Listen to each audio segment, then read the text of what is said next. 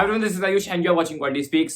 Sir, क्या 250 plus वाले students जिनके मार्क्स 250 प्लस आए क्या वो बीट कर सकते हैं 500, 550, 600 मार्क्स वाले स्टूडेंट्स को? क्योंकि आपको पता है इस बार नीट का कंपटीशन बढ़ता चला जा रहा है। 500, 600 मार्क्स वाले स्टूडेंट्स भी ड्रॉप कर रहे हैं। मेरे मार्क्स तो 300, 350, 250 में डोल रहे हैं। तो क्या मैं उनको कभी बीट कर पाऊंगा? क्या ऐसा तो नहीं कि सिर्फ उन्हीं का सिलेक्शन होगा, मेरा होगा ही नहीं? तो आंसर इज ऐसा बिल्कुल भी नहीं है। यू कैन डेफिनेटली बीट दो स्टूडेंट्स जिनके मार्क्स 500 आए हैं, 550 आए हैं, 600 आए हैं, और आपके मार्क्स अगर 300 आए हैं तब भी आप आराम से बीट कर सकते हो। सर कैसे कह सकते हो? मैं अपनी पर्सनल लाइफ एक्सपीरियंस से कह सकता हूं। हाँ, मैं एग्री करता हूं, I was not a NEET aspirant but I was a JEE aspirant. पढ़ाई ऑलमोस्ट सेम रहती, मैं तो ऑलमोस्ट सेम रहती, कॉम्पिटिशन ऑलमोस्ट सेम ही रहता है, ठीक है, उस डिबेट में नहीं जाते हैं। तो आई was a JEE aspirant and जब मैंने ड्रॉप किया था अपने टाइम पे, तो मेरे पूरे बैच में सिर्फ 2 ही स्टूडेंट्स थे मेरे को मिला के जिनका जेईई एडवांस क्लियर हुआ था। ठीक है, मेरा जेईई एडवांस क्लियर होने के बावजूद मेरे को ड्रॉप करना पड़ा था। आईआईटी बस थोड़े से मार्क्स से रह गया था। तो इस हिसाब से देखा जाए मेरे को तो बहुत अच्छा परफॉर्म करना चाहिए था और मुझे भी ऐसा लगा था। बट जब रिजल्ट आया, आई हैव सीन जिनका जेईई एडवांस निकला भी नहीं था उनकी रैंक मुझसे बेटर थी। मैं भी आईआईटी गया था, एग्री करता हूं, बट वो मेरे से बेटर आईआईटी में गए थे और उनका जेईई एडवांस क्लियर नहीं हुआ था, मेरा तो पहले से क्लियर होकर बैठा था। तो ऐसा क्या था मेरे में कि उनने क्लियर, उनकी रैंक मुझसे भी अच्छी आ गई और मैं उनको पीछे नहीं कर पाया। उनने मुझे कैसे पीछे कर लिया? तो मैं आज आपको बताना चाहता हूं कुछ बातें, ठीक है, एक ही करके पॉइंट्स डिस्कस करेंगे। और ये 250 प्लस और 500 प्लस दोनों के लिए है, दोनों के बिग लाइफ लेसन आपको बताऊंगा इस वीडियो में। 3 पॉइंट बताऊंगा, ध्यान से सुनिएगा। पहला पॉइंट सुनते हैं ध्यान से। पहला पॉइंट है, जो 500 प्लस वाले स्टूडेंट्स होते हैं, ये चीज याद रखिएगा। If you know a chapter 70 to 80%, अगर आपको चैप्टर 70 से 80% आता है, you feel that you know the whole chapter. ये एक बहुत बड़ा ब्लंडर होता है। ये मेरे साथ बहुत बार हुआ था, मुझे 70-80% चैप्टर आता था। चैप्टर दोबारा सर पढ़ा रहे, मैं कहा ये क्या है यार, तो आता है, ये फॉर्मूला तो पढ़ा है, कितनी बार पढ़ा है, ये क्वेश्चन अरे पिछले साल भी 2 बार क्वेश्चन किया था, अरे स्किप करो, डायरेक्ट क्वेश्चंस पे आ जाओ। और इसके चक्कर में क्या होता है ना, भले मेरे को 70-80% आता था बट मेरे को 20% चैप्टर नहीं आता था। और वो जो 20% चैप्टर नहीं आता था ना, मैंने फिर स्किप कर दिया, ये सोच के अरे ये तो आता है, ये पेज नहीं आता है, छोड़ो, सब आता, क्वेश्चंस करते हैं डायरेक्टली। हाँ, इंप्रूवमेंट तो हुई बट उतनी नहीं हो पाई। तो मेक श्योर और यही जो 250 वाले मार्क्स, 250 स्टूडेंट्स होते हैं, 250 प्लस वाले स्टूडेंट्स होते हैं, उनके अंदर ये डाउट नहीं है, उनको पता है उनको सब पढ़ना है। दे नो कि भाई मेरे को ईच एंड एवरीथिंग मुझे डिटेल में पढ़नी है, सारे क्वेश्चंस करने हैं फ्रॉम द स्क्रैच, आपको पढ़ना है। आपके माइंड में सेकंड थॉट्स नहीं आते। आप एक आपके पास एक सिंपल रास्ता है कि सारे जो भी लेक्चर्स आ रहे हैं, सारे A to Z लेक्चर्स देखने, नोट्स बनाने, कंप्लीट करना है, क्वेश्चन प्रैक्टिस करनी है। ये 70-80% जिसका चैप्टर कंप्लीट होता है वो कंफ्यूज रहता है कि चैप्टर पढ़ूं ना पढ़ूं, कैसे करूं, स्किप कर दूं, सिर्फ क्वेश्चंस करूं। आंसर इज आप पूरे लेक्चर्स देखिएगा गाइस, पूरे लेक्चर्स देखिए। जी हाँ, फास्ट लेक्चर्स देखिए। मैं ये नहीं कह रहा दोबारा नोट्स बनाइए, अपने ओरिजिनल नोट्स में ही एड ऑन करिए, अपने ओरिजिनल नोट्स को एडिट करिए, नए नोट्स में बनाइए, आप टाइम सेव करिए। बट ये मत करिए कि आप पूरा का पूरा क्वेश्चन स्किप कर दे रहे हैं, डायरेक्टली क्वेश्चन में जंप कर रहे हैं। और वो जो अगर आपने वो जो बचा 20 या 10% आपको चैप्टर में नहीं आता था, आपने उसको दोबारा कवर नहीं किया, उसको दोबारा प्रिपेयर नहीं किया, तो आपकी रैंक बहुत खास इंप्रूव होगी नहीं। 500 प्लस वाले सुन ले इस बात को अच्छे से।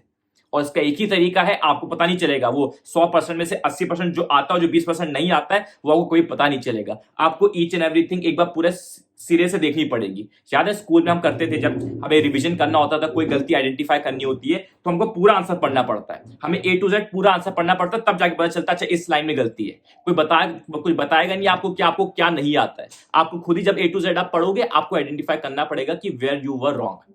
ठीक है, सेकंड पॉइंट की बात करते हैं जल्दी से। सेकंड पॉइंट क्या है, जिनके मार्क्स 500 प्लस आते हैं, जिनकी ऑलरेडी प्रिपरेशन एक बार हो रखी होती है, दे स्ट्रगल विद कंसिस्टेंसी। उनको चीजें थोड़ी सी बोरिंग लगने लग जाती है कि उन्हें चीजें पहले पढ़ रखी, बायो केमिस्ट्री फिजिक्स की चीजें पढ़ रखी, नोट्स बना रखे हैं, तो एक टाइम के बाद उनसे पढ़ाई नहीं हो पाती, उनको बहुत बोरिंग लगने लग जाता है, थक जाते हैं, कंसिस्टेंसी ब्रेक होने लग जाती है।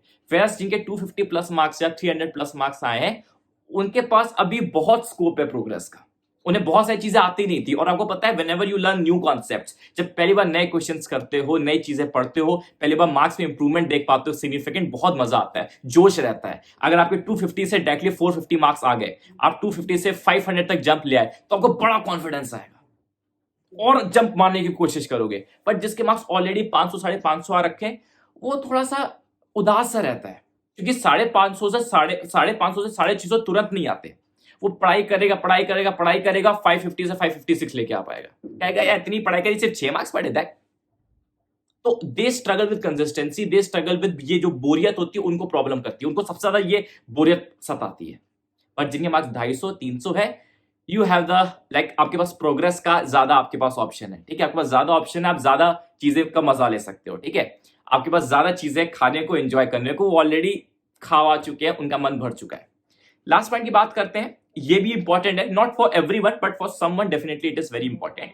वो ये है कि जिनके मार्क्स 250 300 मार्क्स आते हैं ना, मैंने ये भी देखा है बहुत लोग के स्कोर अच्छे आ चुके होते हैं पर ड्रॉप करते वक्त उनके स्कोर डिप कर जाता है। ये जेई में भी देखा गया कि आईआईटी मिल रहा था, ड्रॉप किया ताकि बेटर आईआईटी मिल सके और पता चला रिजल्ट के टाइम आईआईटी तो दूर खराब से एनआईटी मिला। इसका रीजन समझना, जिनके मार्क्स 250 आते हैं या 300 आते हैं, they actually know better what is wrong, what went wrong, क्या नहीं करना चाहिए। बहुत सारे रीजन हो सकते हैं, कोई रिलेशनशिप का रीजन हो सकता है, कोई गेमिंग एडिक्शन, कुछ भी हो सकता है।